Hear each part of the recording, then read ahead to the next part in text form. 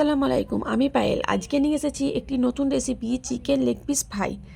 এখানে আমি দুটি বড় সাইজের লেগ পিস নিয়েছি। লেগ পিসগুলিকে আমি একটি ছুরির সাহায্যে ভালোভাবে কেটে নিচ্ছি, যাতে ভেতরে মশলাগুলো ভালোভাবে ঢুকে আসতে পারে। এরপর একটি পাত্রে আমি 2 চামচ নুন, 2 চামচ হলুদের গুঁড়ো, 1 চামচ লঙ্কার গুঁড়ো, 2 চামচ জিরে গুঁড়ো,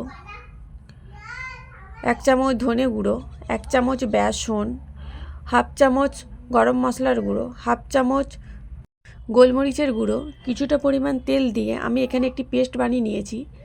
এখানে ভালোভাবে নাড়াচাড়া করে একটি পেস্ট বানিয়ে নিচ্ছি। এরপর আমি কেটে রাখা মাংসগুলিকে মশলার মধ্যে দিয়ে হাতের সাহায্যে ভালোভাবে নেড়েচেড়ে মাখিয়ে নিচ্ছি। ভালোভাবে মাখানো হয়ে গেলে এটি আধ ঘন্টার জন্য রেস্টে রাখলাম। এরপর কড়া গরম হলে কড়াতে কিছুটা পরিমাণ তেল দিয়ে আমি চিকেনগুলিকে ফ্রাই করার জন্য দিয়ে দিলাম। চিকেনগুলি ভাজার সময় কি মনে রাখতে হবে যে গ্যাসের ফ্লেমটি যেন কম আঁচে থাকে। এরপর চিকেনগুলিকে ভালোভাবে নেড়ে চেড়ে ভেজে নিচ্ছি, যাতে মাংসগুলি ভালোভাবে সেদ্ধ হয়ে যায়। এরপর চিকেনগুলি ভালোভাবে ভাজা হয়ে গেলে আমি একটি পাত্রে তুলে নিলাম। তাহলেই তৈরি হয়ে যাবে আজকে আমার চিকেন লেগ পিস ফ্রাই।